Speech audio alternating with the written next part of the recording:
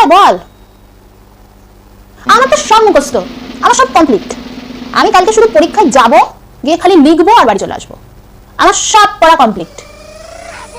শোন শোন শোন, ভালো কথা, থার্ড চ্যাপ্টারটা ভালো করে পড়েছিস তো? পড়িসনি? তাহলে তো তুই নির্ঘাত ফেল। আরে ওখান থেকেই তো কোশ্চেন আসবে অর্ধেকের বেশি।